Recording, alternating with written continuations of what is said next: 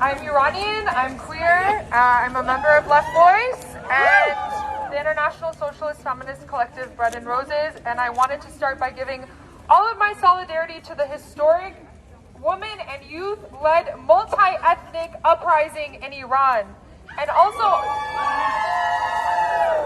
all of my solidarity, as the other comrades have mentioned, to anyone who's ever been repressed, imprisoned, or murdered by this reactionary Islamic regime.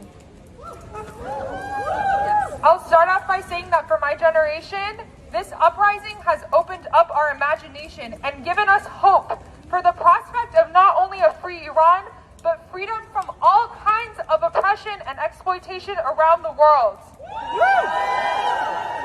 As many before me have mentioned, the call Women, Life and Freedom, which has Kurdish origins, connects the struggle against women's oppression and oppression of all forms with the right to live, for everyone to have bread, or none as we call it. Because right now, especially in countries like Iran, which are facing imperialist sanctions which deny access to even basic goods like medicine, many people are taking to the streets, are also taking to the streets because they're facing hunger and poverty.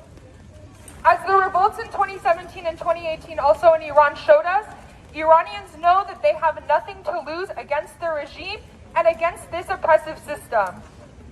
That's why a new generation of people around the world, not only in Iran, but also in countries like Lebanon, Chile, Palestine, and even here in the US, as we saw during the BLM protests, are rising up because we know we owe nothing, absolutely nothing, to this racist, sexist, imperialist, capitalist system and all of the governments that uphold it.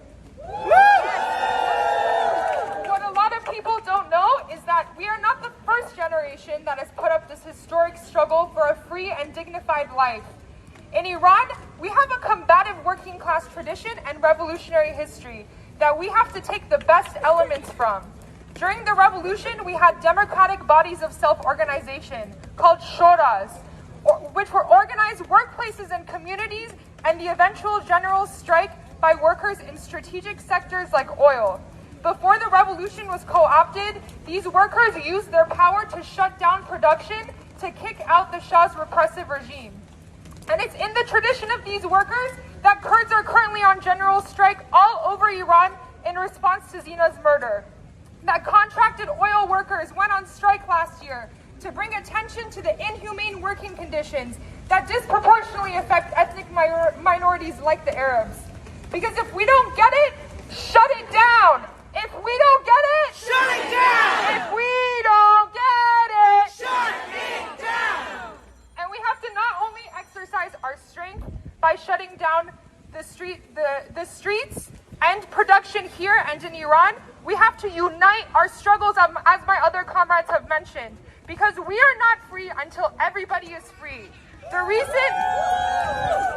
recent death sentences of two queer activists, Zahra Sadiqi Hamedani and Elham Chubdar, show how our fight goes beyond just women's oppression. We are fighting against all kinds of oppression, and we are stronger when we bring our struggles together. We also have to unite our struggles across borders. In the spirit of the George Floyd protests, which spread globally, we should also take the current struggle in Iran and fight against oppression and exploitation here and around the world. Imperialist countries like the US and France denounce the murder of Zina Amini, but what do they say about their own racist police, who brutally murder women like Breonna Taylor in their sleep, who tolerate the disappearance of indigenous women, whose governments deny the basic right to an abortion and impose racist hijab bans, who infringe on the right to unionization as precarious workers, many of them women of color here in the US, across the country, are standing up to companies like Amazon and Starbucks. It's in that spirit, the problems that we face as women, as students, as people of color, as queer folks, as workers, go beyond our borders and can only be resolved if we struggle together internationally and with political independence, without foreign or capitalist influence of any kind. Thank thank you again. I want to invite everyone to an open discussion tomorrow at 7 p.m. over Zoom to continue exchanging. And Jan Jian Azadi! Jan Jian Azadi!